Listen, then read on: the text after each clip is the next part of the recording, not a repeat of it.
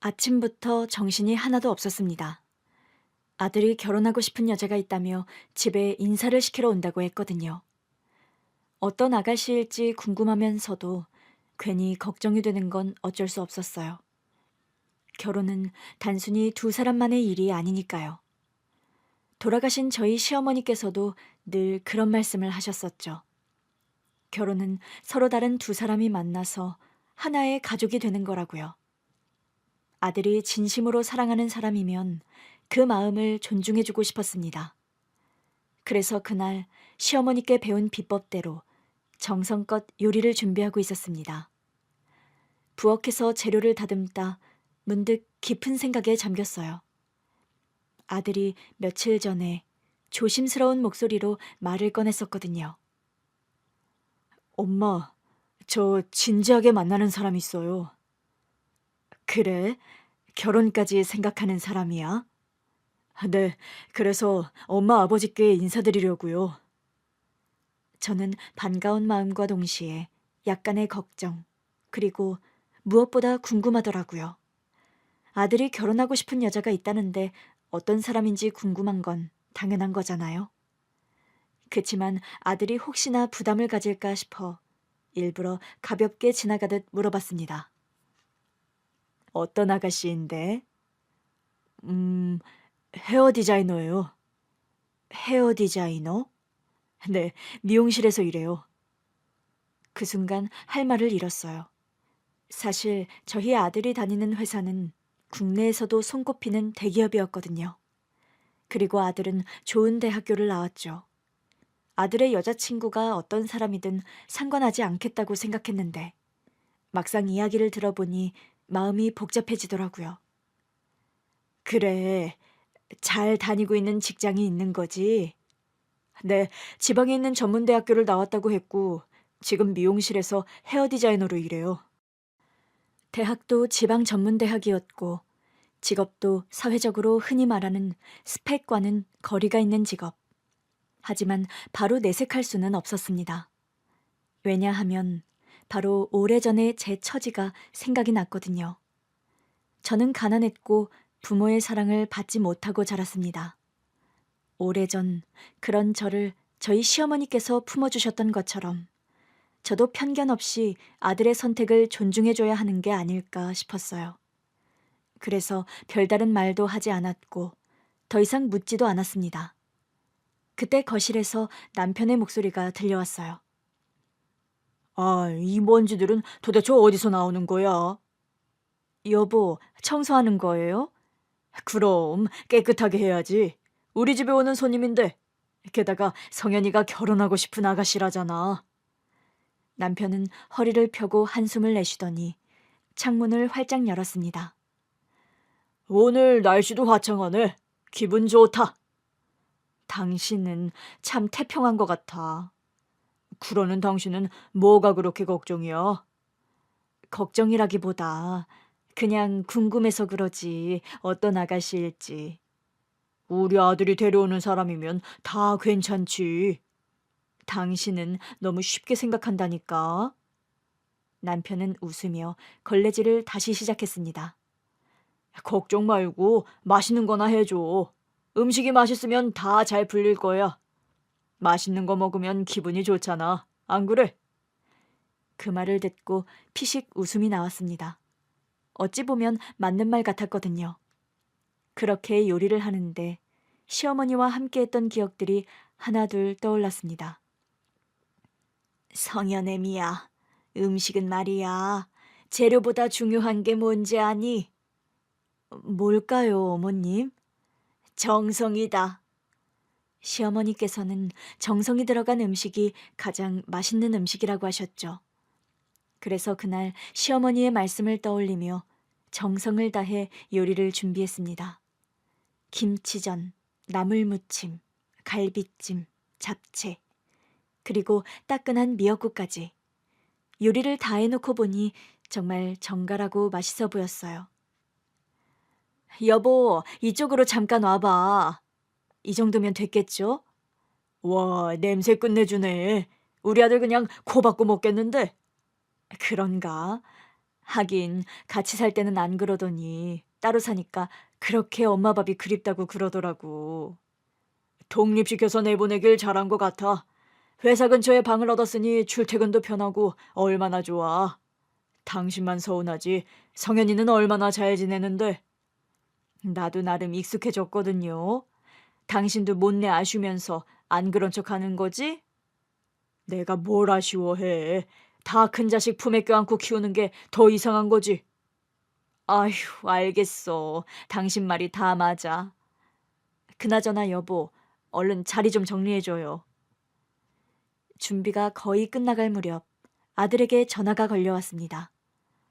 엄마, 저 거의 다 왔어요. 금방 도착해요. 그래, 문 열어줄게. 저는 문 쪽으로 걸어가면서 심호흡을 했어요. 어떤 아가씨일까? 기대 반 걱정 반. 괜히 심장이 두근두근했거든요. 초인종이 울리는 소리가 들렸고 미리 문 앞에 서 있던 저는 곧바로 문을 열어주었습니다. 왔구나. 어서 들어와. 문을 열자 아들과 그의 여자친구가 나란히 서 있었습니다. 아들의 여자친구, 그러니까 예비 며느리는 생각보다 훨씬 화려한 인상이었어요.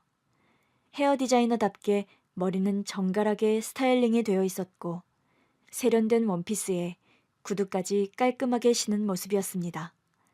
눈매는 또렷했고 입가에는 환한 미소가 떠 있었어요. 엄마, 아버지, 저희 왔어요. 어머니, 안녕하세요. 아들의 여자친구가 밝게 웃으며 상냥한 목소리로 인사를 하더라고요.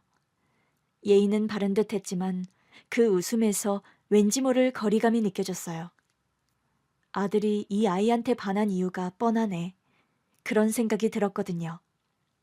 뭐 요즘 말로 얼빠라고 하던가요? 얼굴에 빠진다. 얼굴 예쁜 것만 좋아한다.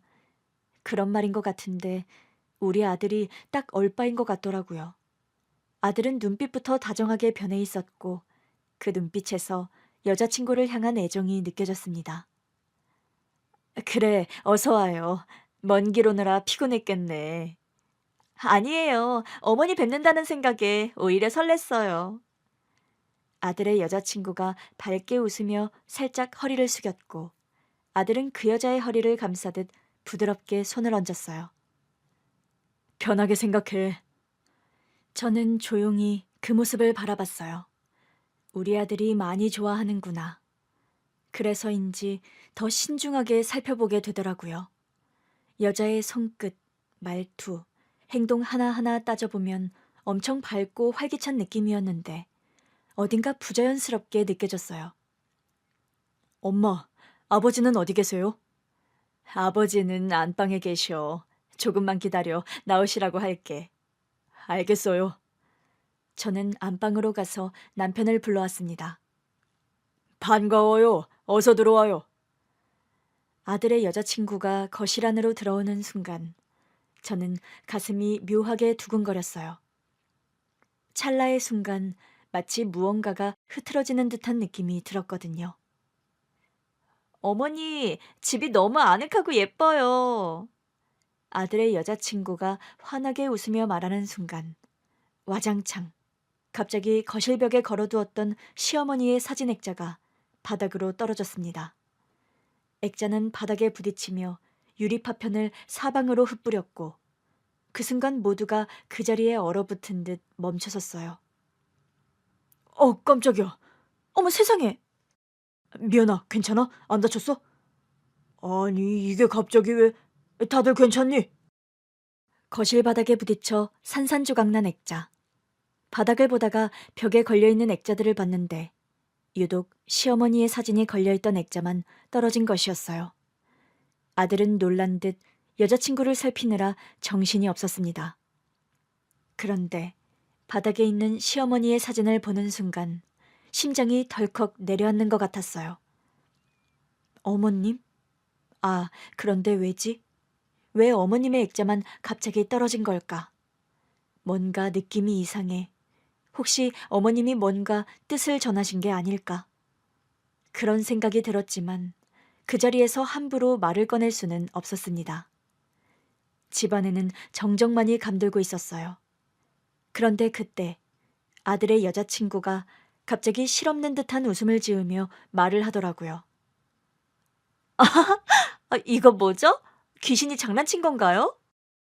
아들의 여자친구는 일부러 아무렇지 않은 듯 행동하려 했지만 손끝이 살짝 떨리고 있었거든요.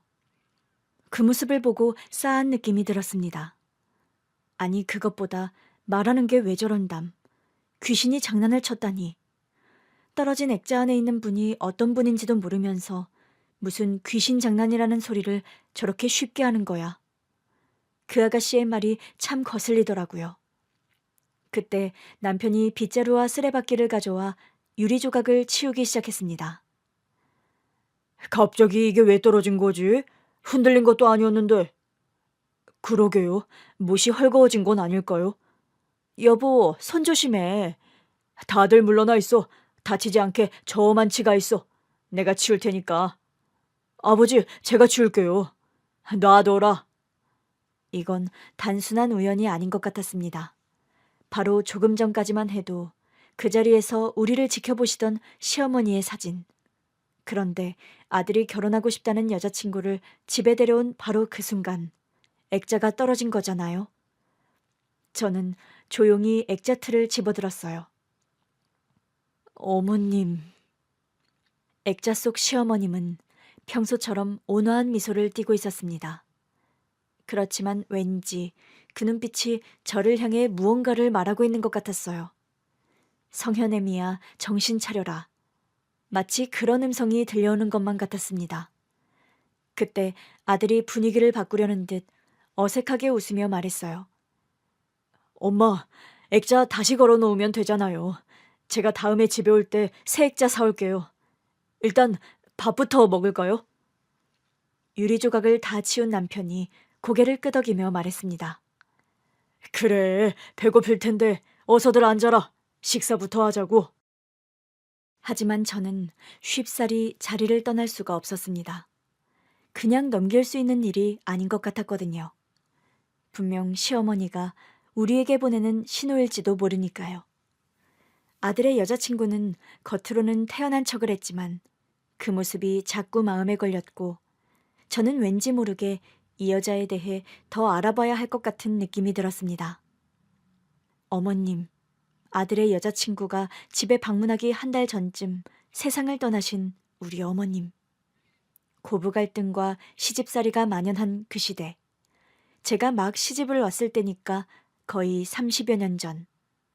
그 시대에도 저는 시집살이 같은 걸 전혀 모르고 살았습니다. 그게 다 마음이 바다같이 넓고 깊은 우리 어머니 덕분이었어요. 돌이켜 생각해보니 저는 부모 복은 지지리도 없이 태어났는데 하늘도 그걸 불쌍하게 여겼는지 저에게 시댁복을 허락하신 것 같았습니다. 어릴 적 저는 언제나 허기진 배를 움켜쥐고 있었어요. 엄마가 집을 나간 뒤로는 더 그랬습니다. 저희 아버지는 늘 술에 취해 있었거든요. 술에 취한 날이면 방 안 가득 술 냄새가 배었고 바닥에는 어지럽게 널브러진 빈 소주병이 가득했습니다. 경수가 소주 좀 가져와라. 얼른! 가져와서 소주 좀 따라봐라. 저는 아무 말 없이 소주병을 가져와 소주를 잔에 따랐습니다. 아빠는 피곤하다는 듯 한숨을 내쉬며 잔을 입에 가져갔어요. 네 엄마는 대체 어디 가서 뭐 하는 거냐? 그 말에 저는 더 이상 참을 수가 없었습니다. 아빠가 맨날 술 마시고 노름만 하니까 엄마가 떠난 거잖아요. 너 이 집에 그게 무슨 소리야? 어디서 따박따박 말대꾸를 하고 있어? 새파랗게 어린 것이. 엄마는 아빠가 집안 돈 다 날리고도 계속 도박하는 게 싫어서 나간 거야. 맨날 술만 마시고. 아빠는 쓴웃음을 지으며 다시 술잔을 입에 가져갔습니다. 네가 아직 어려서 모르는 게 많구나. 인생이 그렇게 간단한 게 아니야. 저는 그 말이 더 듣기 싫었습니다. 그때 저는 겨우 10살이었어요. 어린아이가 감당하기엔 너무 무거운 현실이었습니다. 9살 때 엄마가 집을 나가던 날, 저는 울면서 엄마의 옷자락을 붙잡았어요. 엄마, 가지 마. 엄마는 애써 저를 떼어놓으며 단호하게 말했습니다. 경수가, 엄마도 어쩔 수 없어. 엄마가 나중에 데리러 올게, 응? 그러면 나도 같이 갈래. 나중 말고 지금 엄마 따라갈래. 엄마는 제 머리를 쓰다듬었지만 차마 눈을 마주치지 않았습니다. 미안해, 경수가. 그리고는 문을 열고 나가버렸습니다. 저는 울면서 엄마를 따라 나가려 했지만 아빠가 저를 붙잡았어요. 너도 가겠다고? 네 엄마 따라서 너 굶어 죽을래? 저러다 며칠 못 버티고 기어들어올 거니까 두고 봐라. 어디 아주 오기만 해봐. 싹싹 빌어도 내가 문 열어주나? 집 나가면 고생이지. 세상 물정 모르는 옆에 내가 철딱서니가 없어가지고. 엄마가 며칠을 못 버티고 금방 돌아올 거라고 했던 아버지의 말과 달리 엄마는 돌아오지 않았습니다. 저를 데리러 온다고 했기 때문에 그 말을 믿고 집에서 엄마를 기다렸는데 1년이 지나도 엄마는 집에 오질 않았어요.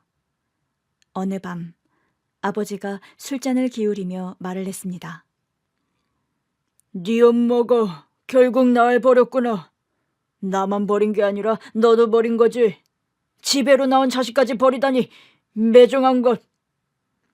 저는 그 말이 이해되지 않았습니다. 엄마가 아빠를 버린 게 아니라 아빠가 엄마를 버린 거잖아요. 하지만 그런 말은 입 밖으로 꺼내지 못했습니다. 그날 이후 집안은 더 황폐해졌어요. 일단 밥을 챙겨줄 사람이 없었습니다. 아빠는 저녁이면 술을 마시러 나갔고 새벽이 되어서야 비틀거리며 돌아왔거든요. 어떤 날은 밤새 집에 들어오지 않는 날도 있었어요. 저는 혼자 남겨진 집에서 아침을 맞이하는 게 익숙해졌습니다. 배가 고프면 찬장을 뒤졌고 가끔씩 쌀이 떨어진 날엔 그냥 물을 마시고 버티기도 했어요. 이웃집 아주머니가 그런 저를 안쓰럽게 여기셨는지 가끔 밥을 가져다 주셨습니다. 경수가 오늘은 아줌마 집에서 밥 먹고 가. 괜찮아요, 아줌마. 괜찮긴 뭐가 괜찮아. 너 혼자 있는 거 다 아는데. 하지만 밥 냄새를 맡자 참을 수가 없더라고요. 그렇게 이웃집에서 밥을 얻어먹던 날들이 많았습니다. 그렇게 지내다 보니 어느새 엄마 없이 사는 게 당연한 일이 되어버렸어요. 저는 10살 때부터 모든 걸 스스로 해결해야 하는 아이가 되었고 어릴 적 제 삶은 늘 배고픔과 외로움으로 채워져 있었습니다. 시간이 흘러 중학생이 되자 더 이상 이웃집에서 얻어먹는 밥만으로는 생활을 할 수가 없었어요. 아빠는 여전히 술에 취해 살았고 집에 있는 냉장고는 텅 비어 있을 때가 많았거든요. 그래서 저는 돈을 벌기로 결심했습니다. 학교 수업이 끝나면 곧바로 시장으로 달려갔는데 다행스럽게도 시장 골목에 있는 작은 식당에서 설거지 일을 하게 된 덕분이었지요. 고기 굽는 연기가 자욱한 주방. 덥고 좁은 공간에서 끊임없이 설거지를 해야 했어요. 안녕하세요, 사장님. 경숙이 왔어. 오늘도 손님 많으니까 정신 바짝 차려야 해. 네. 물에 부른 손을 보며 한숨을 쉬는 날도 많았지만 돈을 벌어야 했습니다. 그렇게 번 돈으로는 쌀과 김치, 라면을 사 먹었고 어떤 날은 아빠의 술값을 대기도 했습니다. 고등학생이 되고 나서도 생활은 크게 나아지지 않았고 오히려 더 힘들어졌어요. 아버지가 점점 더 많은 돈을 요구했거든요. 경수가 돈 좀 있냐? 없어요. 거짓말 치지 마라. 너 식당에서 일하면서 돈 모으는 거 다 안다. 아빠, 그 돈은 제가 학교 다니는데 써야 해요. 학교? 에이, 그런 거 다 소용없어. 너 빨리 취직해서 돈이나 벌어. 저는 아버지의 말을 무시하고 고개를 돌렸습니다. 그렇게 밤늦게까지 일하고 새벽에 일어나 등교하는 생활이 반복됐고 그러다 집을 떠나야겠다는 생각을 하게 됐습니다. 아빠의 술주정과 돈 요구가 심해질 대로 심해진 어느 날, 더 이상 이대로 살면 안 되겠다는 생각이 들었어요. 그날 밤 아버지가 술을 마시러 나간 사이 저는 몰래 작은 가방에 짐을 쌌어요. 옷 몇 벌만 챙기면 돼. 그리고 그동안 모은 돈도. 손이 바쁘게 움직였어요. 가방을 조용히 문 뒤에 숨겨놓고 새벽 첫 차를 타고 도망치려고 했습니다. 그런데 제 계획은 그날 밤 바로 들통나고 말았어요. 술에 취해 들어온 아버지가 우연히 문 뒤에 숨겨둔 가방을 발견한 거예요.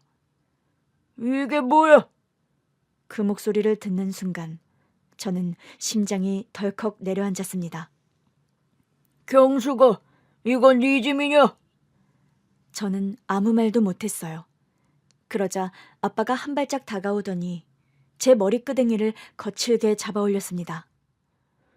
도망치려고 했냐? 이 계집애가! 아빠, 나요! 어디 감히 내 허락도 없이 집을 나가? 너 하는 짓이 꼭 네 엄마 같구나. 내가 그걸 가만히 두고 볼 것 같아. 그때 아버지의 손에 들려있던 것은 부엌 가위였습니다. 그래, 아주 잘됐다. 너 아주 밖에 싸돌아다니지 못하게 머리카락 다 잘라버리면 되겠네. 저는 공포에 질려 머리를 감싸 안았습니다. 아버지, 제발 그러지 마요. 이런 못된 꿍꿍이를 꾸민 것에 대한 대가를 치러야지. 머리카락 다 자르면 밖에 못 나가요. 돈도 못 벌어와요. 그 말을 듣자마자 아버지가 움찔했습니다. 뭐? 아버지도 알잖아요. 제가 벌어오는 돈으로 밥 먹고 술 사잖아요. 머리카락 잘리면 일 못해요. 아버지는 취한 눈으로 저를 노려보더니 천천히 가위를 내려놓았습니다. 네가 벌어오는 돈 없으면 나 굶어 죽는 거 알지? 저는 울면서 고개를 끄덕였고 그렇게 간신히 머리카락을 지킬 수 있었습니다. 하지만 그 순간 저는 확실히 깨달았어요. 이 집에서 벗어나려면 더 철저히 준비해야 한다고요. 그리고 그로부터 2년이 지났습니다. 고등학교를 졸업하고 20살이 된 저는 이번에는 완벽하게 계획을 짰어요.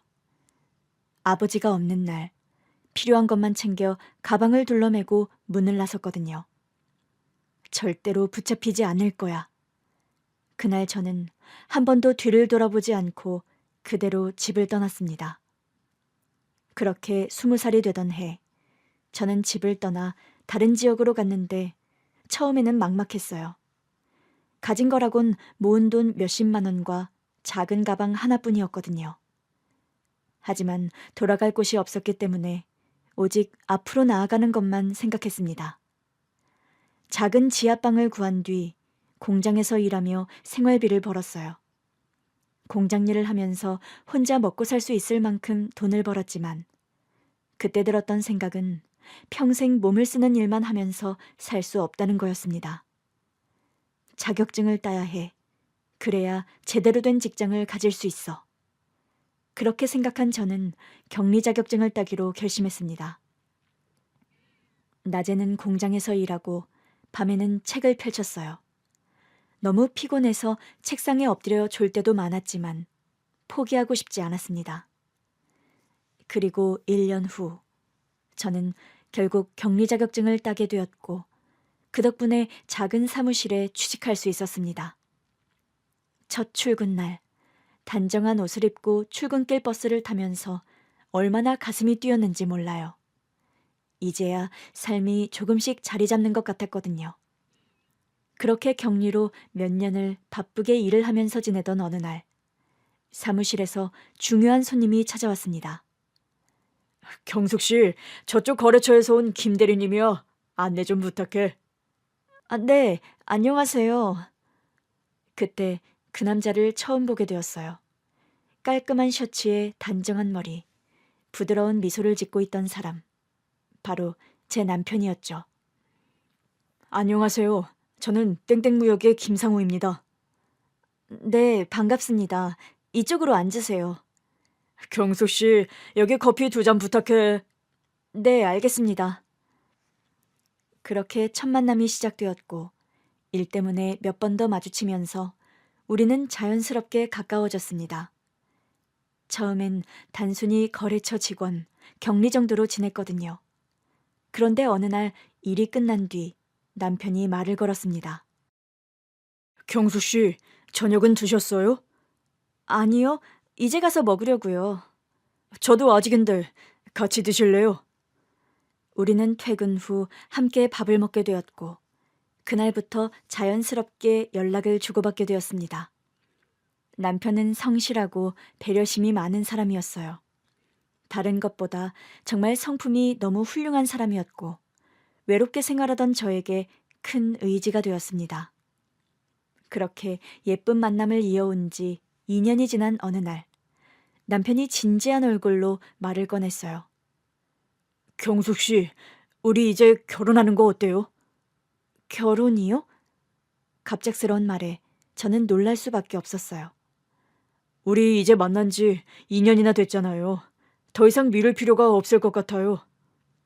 저는 한동안 말없이 그를 바라봤어요. 너무나도 다정하고 믿음직한 사람이었지만 마음 한구석이 불안했습니다. 나는 부모도 없고 제대로 된 집안에서 자란 사람이 아닌데. 상우 씨, 나는 부모님이 안 계세요. 그러니까 정확히는 부모님이 어디서 어떻게 지내는지를 몰라요. 예전에 말했듯이 어렸을 때 엄마가 집을 나가셨고 20살 때 저 역시 집을 나와서 이제껏 혼자 힘으로 살아왔어요. 알아요. 그러니까 집안 사정이 정말 좋지 않아서 나는 결혼 같은 걸 생각해 본 적이 없는데. 상관없어요. 나는 경숙 씨가 좋으니까. 남편은 결혼에 대한 굳건한 의지가 있었고, 남편이 적극적으로 일을 추진해서 남편의 부모님을 뵙기로 했습니다. 그날 엄청 긴장된 마음으로 남편의 집에 인사를 드리러 갔거든요. 남편과 함께 초인종을 누르고 기다리는데 따뜻한 미소를 지닌 시어머니가 문을 열어주셨습니다. 어머나, 반가워요. 경숙양 맞죠? 들어와요. 네, 안녕하세요. 우리 상우가 그렇게 자랑을 하더라고요. 저는 어색하게 웃으며 집 안으로 들어갔는데 거실에는 남편의 아버지도 앉아 계셨습니다. 반갑소. 많이 긴장한 것 같은데 편하게 있어요. 네, 감사합니다. 어머니, 아버지, 경숙 씨와 저는 결혼을 진지하게 생각하고 있어요. 남편이 그렇게 말을 꺼내자마자 저는 시부모님의 반응을 살폈거든요. 그런데 그때 시어머니께서 제 손을 따뜻하게 잡아주셨습니다. 나는 우리 상우가 좋은 사람 만난 것 같아서 참 기뻐요. 저 같은 사람이 괜찮을까요? 무슨 그런 말을 해요. 사람의 가치는 집안이 아니라 그 사람 자체에 있는 거예요. 그 말에 저는 순간 울컥했고 시댁의 도움을 받아 우리는 결혼을 하게 되었습니다. 저희 시어머니는 한평생 저를 복덩이처럼 여겨주신 분이었어요. 그러다 결혼한 지 2년이 지났을 때 저는 기적 같은 소식을 듣게 되었습니다. 병원에서 임신이라는 말을 들었을 때 그 자리에서 눈물이 터졌거든요. 정말이에요, 선생님? 네, 안정적으로 자리 잡았으니까 건강관리 잘하시면 됩니다. 저는 손을 배 위에 올리고 조심스럽게 문질렀어요. 내 안에 새로운 생명이 자라고 있구나. 병원에서 돌아온 뒤 남편에게 전화를 걸어 소식을 전하자 남편은 흥분된 목소리로 기뻐했습니다. 정말이야? 우리 아기 생긴 거야?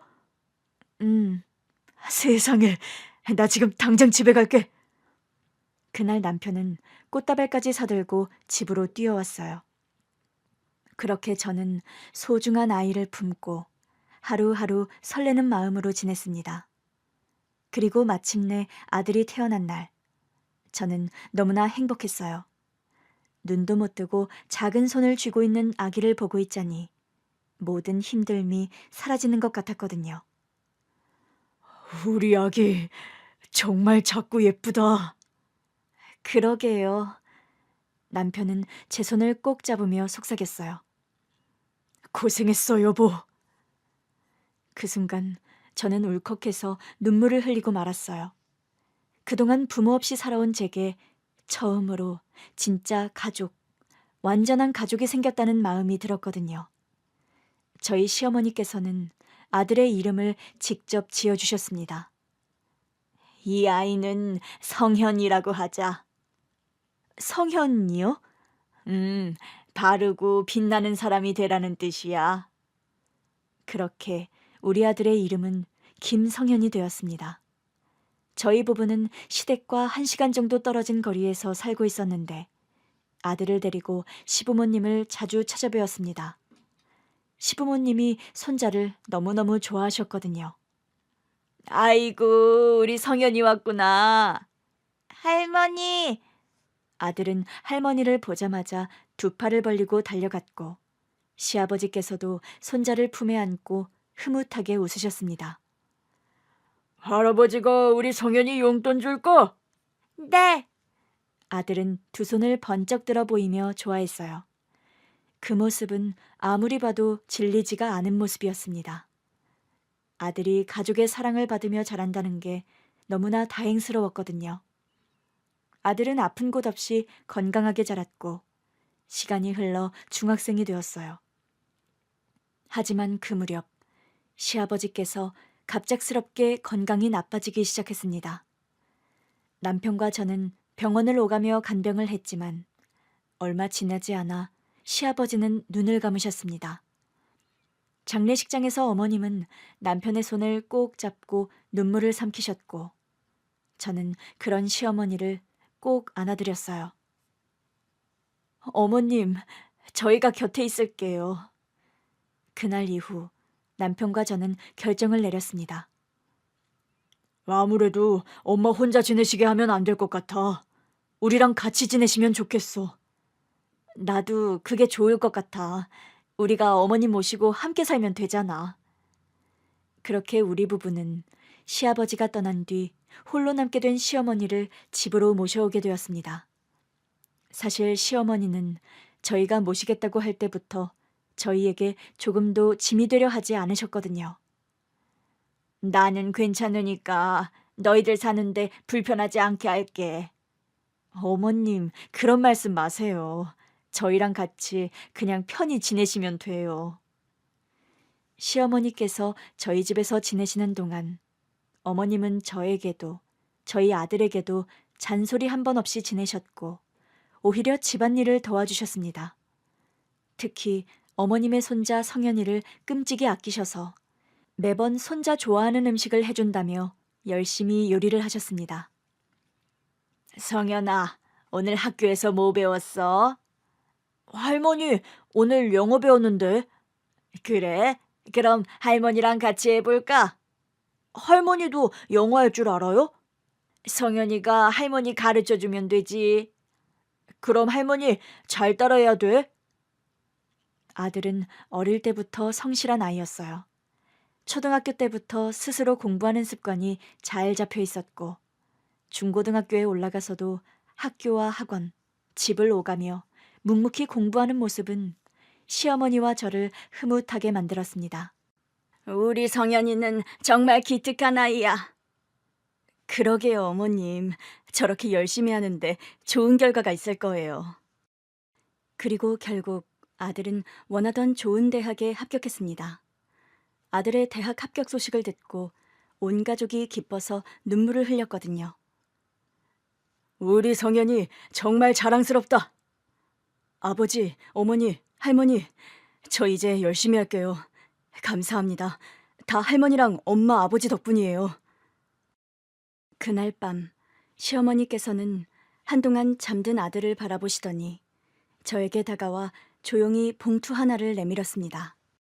성현의 미야, 이거 내가 그동안 모아둔 돈이다. 성현이 등록금에 보태 써라. 어머님, 이건... 안 받겠다는 소리 하지 마라. 성현이 대학 갈 거 생각하며 모아둔 돈이다. 저는 눈시울을 붉히며 시어머니께 고개를 숙였어요. 감사합니다, 어머님. 감사해요. 아들은 대학에 진학했고 어려움 없이 학업에 집중할 수 있었습니다. 그러다 시간이 흘러 아들이 군대에 가게 되었어요. 아들이 훈련소에 입소하는 날, 우리 가족은 다 같이 아들을 배웅하러 갔습니다. 성현아, 밥 잘 챙겨 먹어야 한다. 할머니, 걱정 마세요. 건강하게 다녀올게요. 남자는 군대 가면 철든다더라. 한층 더 듬직해져서 돌아오겠지. 어디 아프지 말고 몸 건강하게만 다녀와. 아들은 씩씩하게 웃으며 격려를 했어요. 네, 다녀오겠습니다. 우리는 멀어지는 아들의 뒷모습을 바라보며 손을 흔들었습니다. 그리고 군대에 있는 동안 아들은 집으로 편지를 자주 보냈습니다. 저는 아들에게 온 편지를 시어머니께 읽어드리곤 했어요. 어머님, 성현이가 편지를 보냈어요. 그래? 어서 읽어봐라. 할머니, 잘 지내세요? 저 성현이에요. 군대에 오니까 집에서 할머니가 차려주신 밥이 너무 그리워요. 여기 밥은 정말 맛이 없어요. 할머니가 해주신 된장국이 먹고 싶어요. 훈련은 힘들지만 할머니 말씀처럼 꾹 참고 열심히 하고 있어요.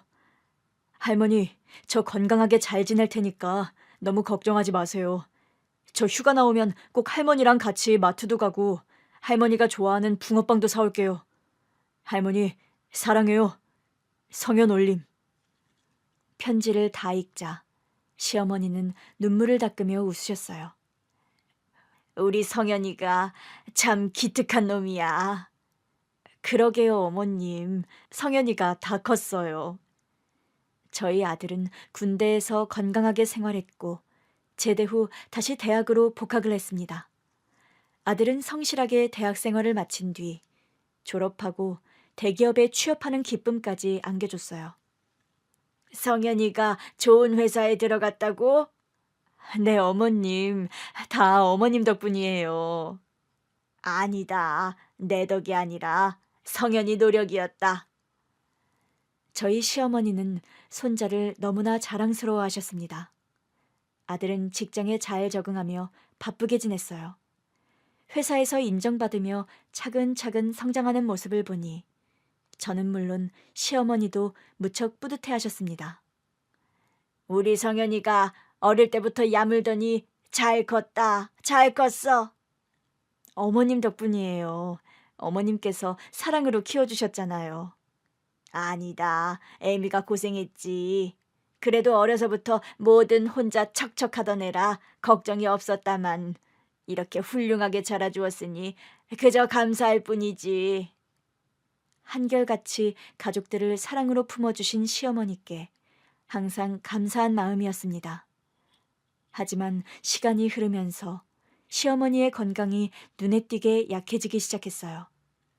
90세가 넘으면서 거동이 불편해졌고 예전처럼 부엌에 나와 음식을 하거나 마당을 오가시던 모습도 점점 줄어들었거든요. 어느 날 아침부터 일어나지 않으시는 시어머니를 보고 걱정이 되어 방으로 들어갔어요. 어머님, 아직 주무세요? 그냥 몸이 좀 무겁다. 시어머니의 손을 잡아보니 예전보다 더 야위어 있었습니다. 그날 이후 저는 시어머니를 돌보는 시간이 많아졌어요. 그러던 어느 날 남편과 아들이 조심스럽게 말을 꺼냈어요. 어머님 건강이 갈수록 안 좋아지시는데 요양원에 모시는 게 어떨까? 엄마, 저도 요양원이 나쁘지 않은 것 같아요. 간호사분들도 계시고 시설도 잘 되어 있고. 하지만 저는 단호했습니다. 아니에요. 어머님을 요양원에 모실 순 없어. 당신이 힘들잖아. 힘들어도 괜찮아. 어머님을 절대 남의 손에 맡길 순 없어. 아들은 제 손을 꼭 잡으며 걱정스러운 얼굴로 말했습니다. 엄마, 제가 도울게요. 너무 무리하지 마세요. 그렇게 저는 시어머니를 끝까지 집에서 모시기로 했습니다.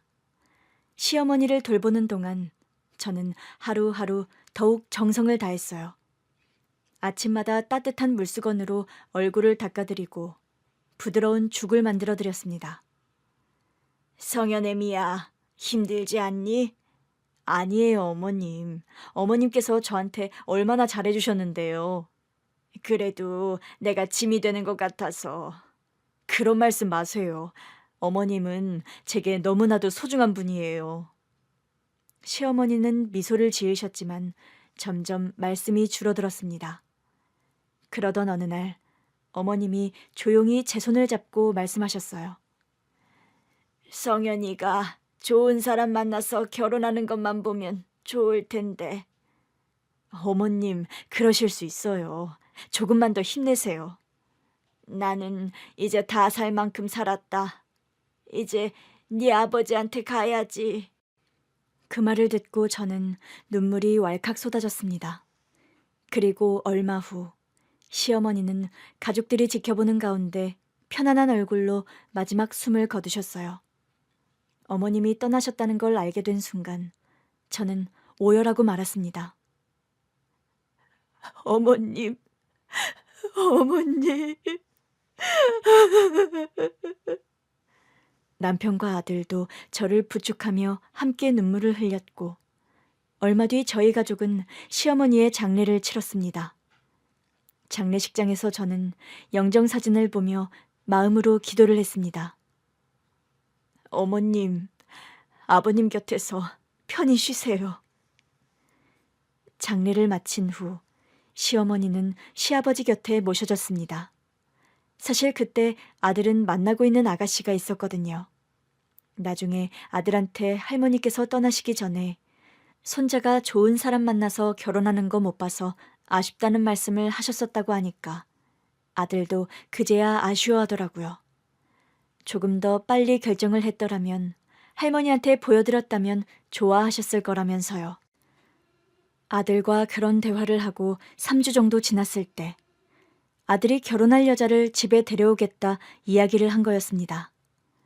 그렇게 부모복 없는 나를 불쌍히 여겨 한평생 싫은 소리 안 하던 시어머님이 돌아가신 지 한 달 후 아들이 며느리감이라고 여자를 데리고 왔는데 어머니 안녕하세요 호호. 그 순간 거실벽에 걸려있는 시모 사진 액자가 이유 없이 떨어져 와장창 소리가 나는 순간 역대급 반전이 일어났는데 거실벽에 걸려있던 시어머니의 사진 액자가 바닥으로 떨어진 순간 저는 심장이 철렁 내려앉았어요. 와장창 유리 파편이 사방으로 흩어졌고 모두가 순간 얼어붙어 버렸죠. 이거 뭐죠? 귀신이 장난이라도 친 건가요? 순간 시어머니께서 저에게 경고하시는 것만 같았습니다. 성현애미야, 정신 차려라. 머릿속에서 시어머니의 목소리가 들리는 듯했고 저는 말없이 어머님의 사진을 조심스럽게 들어올렸습니다. 어머님. 사진 속 시어머니는 여전히 온화한 미소를 짓고 계셨지만 그 눈빛이 마치 저에게 이 아이를 더 자세히 살펴보라고 말하는 듯 했습니다. 정성껏 준비한 음식을 함께 먹고 후식을 먹은 뒤 아들의 여자친구는 돌아갔습니다. 하지만 그날 밤 저는 잠을 이루지 못했어요. 단순한 우연이 아닐지도 모른다는 생각이 들었고 저는 예비 며느리에 대해 알아보기로 했습니다. 다음 날 저는 탐정사무소를 찾기로 결심했어요. 이런 일을 해본 적이 없었기에 사설 조사기관을 찾는 것 자체가 조심스러웠거든요. 하지만 아들의 인생이 걸린 문제일 수도 있기에 그냥 넘길 수 없었습니다. 인터넷에서 신뢰할 만한 탐정사무소를 찾아보며 후기를 꼼꼼히 읽었고 그중 한 곳을 선택해 전화를 걸었습니다. 네, 탐정사무소입니다. 무엇을 도와드릴까요? 사람에 대한 조사를 의뢰하고 싶어요. 네, 상대방이 어떤 분이신가요? 제 아들이 결혼하려는 여자에 대해 조금 더 알아보고 싶습니다. 특별히 의심 가는 부분이 있으신가요? 네, 뭔가 꺼림칙한데 확실한 건 아니에요. 알겠습니다. 기본적인 신상 정보를 알려주시면 저희가 조사해보고 연락드리겠습니다. 저는 예비 며느리의 이름과 직장 등 알고 있는 정보를 차근차근 전달했습니다. 그리고 2주 뒤 탐정사무소에서 연락이 왔어요. 고객님, 조사 결과가 나왔습니다. 네, 어떤가요? 말씀드리기 조심스럽지만 고객님의 아드님과 교제 중인 여성분 이미 결혼한 기록이 있습니다. 그 말에 저는 핸드폰을 꽉 쥐었습니다. 뭐라고요? 혼인신고된 기록이 남아 있습니다. 그리고 1년 전에 이혼신고도 되어 있네요. 그럼 이혼한 상태라는 거죠? 그런데 이상한 점이 있습니다. 상대 남성과 여전히 같은 주소지로 등록되어 있거든요. 순간 등골이 서늘해졌습니다. 일반적으로 이혼을 하면 주소를 따로 정리하는 경우가 많습니다. 그런데 아직 같은 주소지에 남아있다는 건 위장 이혼일 가능성이 있다는 거네요. 네, 그렇게 의심될 만한 정황이 있습니다. 저는 핸드폰을 손에 꼭 쥔 채 조용히 숨을 들이마셨다 내쉬었어요. 그 사람과 아직도 같이 살고 있는 건가요? 그건 확실하지 않지만 경제적인 관계가 정리되지 않은 기록이 있습니다. 예를 들면 공동명의로 된 재산이나 계좌 등이 그대로 유지되고 있더군요. 도대체 무슨 생각이지? 같이 사는 남자가 있으면서 왜 우리 아들이랑 결혼을? 온몸에서 소름이 돋는 것 같았습니다. 만약 이 사실을 모른 채 아들이 결혼을 진행했다면 정말 큰일이잖아요. 증거 자료 같은 건 받을 수 있을까요? 네, 조사한 기록과 함께 공식 문서로 정리해서 전달해 드리겠습니다. 추가로 필요하시면 아직 그 남자와 동거 중인지도 알아봐 드릴 수 있습니다. 그것도 부탁드릴게요. 전화를 끊고 나서도 저는 한동안 멍하니 서 있었습니다. 예비 며느리가 위장 이혼을 하고 아들에게 접근했다는 사실이 믿기지 않았거든요. 그런데 시간이 지나자 뭔가 명확해지더라고요. 어머님이 내게 신호를 주신 게 맞았어. 떨어진 사진 액자가 마치 시어머니께서 저에게 잘 살펴보라고 말하는 것 같았는데 그게 맞았던 거였습니다. 탐정에게서 받은 첫 번째 결과만으로도 저는 충격을 받았지만 아직 확실한 증거가 부족했습니다. 정말로 그 여자가 아직도 전 남편과 함께 살고 있는 걸까? 단순한 행정처리 미비일 수도 있고 주소지만 남아있을 수도 있는 거니까요. 하지만 제 마음속에서는 이미 시어머니가 경고해 주신 것 같은 느낌이 들었습니다. 성현애미야, 확실하게 알아봐라. 그 목소리가 계속 귓가에 맴도는 것 같았고 저는 결국 탐정사무소에 다시 연락을 했어요. 추가로 조사 의뢰하고 싶습니다. 어떤 부분을 더 확인해 드릴까요? 그 여자가 정말로 전 남편과 함께 살고 있는지 직접 확인할 수 있을까요?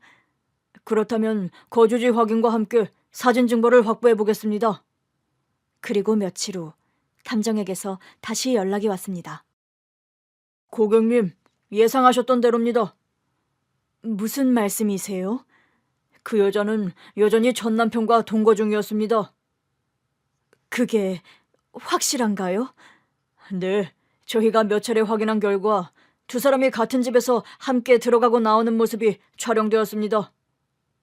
탐정이 보내온 사진을 확인하는 순간 저는 더 이상 부정할 수 없었습니다.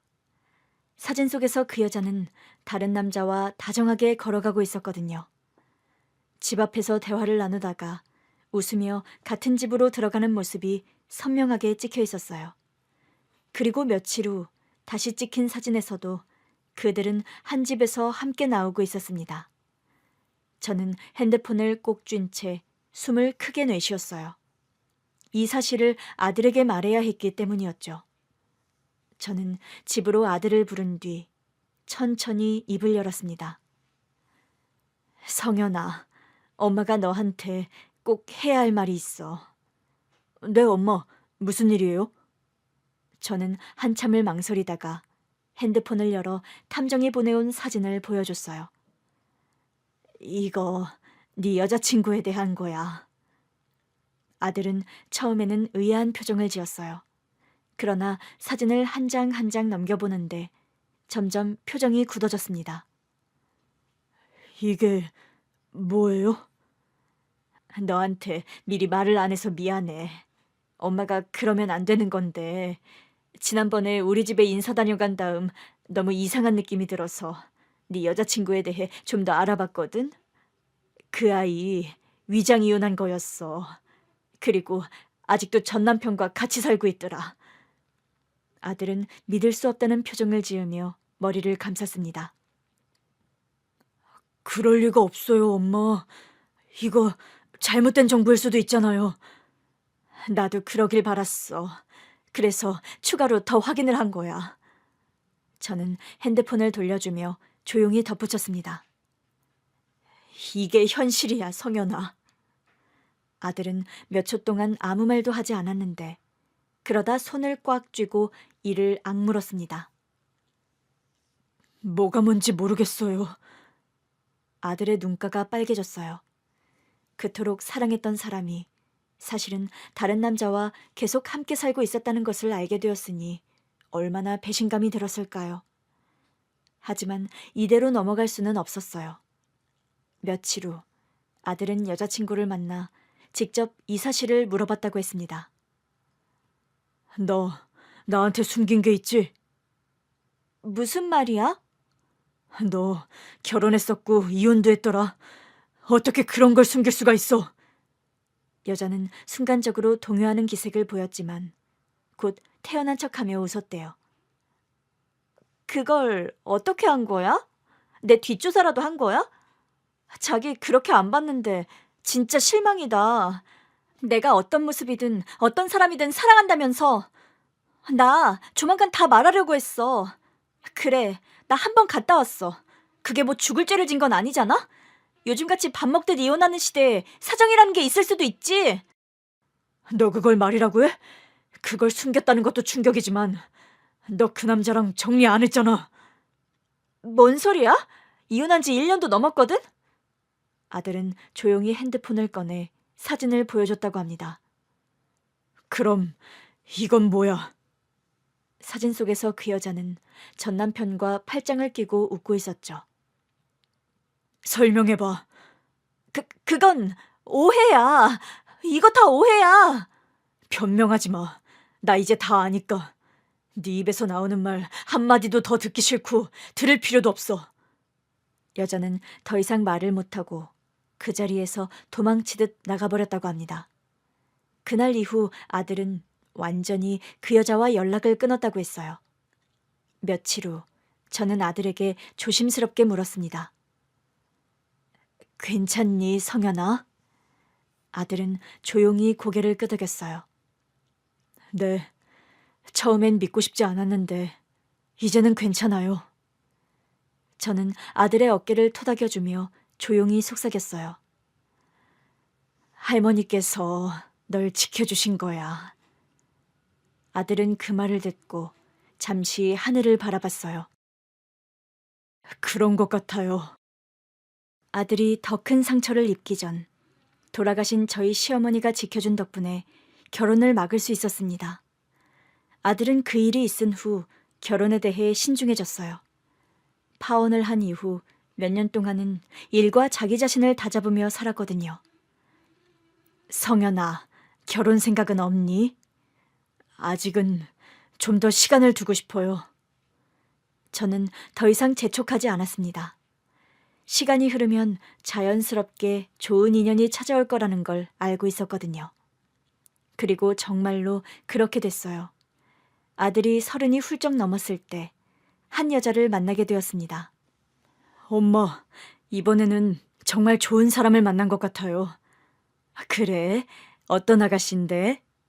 착하고 따뜻한 사람이에요. 제가 힘들 때도 옆에서 묵묵히 있어줬어요.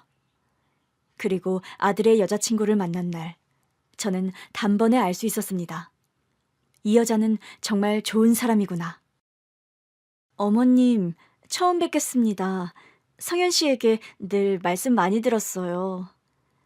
며느리는 차분한 목소리와 따뜻한 미소를 가진 사람이었습니다. 그래요, 반가워요. 엄마, 아버지, 저희 결혼하려고 해요. 이번에 저는 아무런 망설임도 없이 아들의 선택을 응원했어요. 결혼식 날, 저는 하늘을 올려다보았습니다.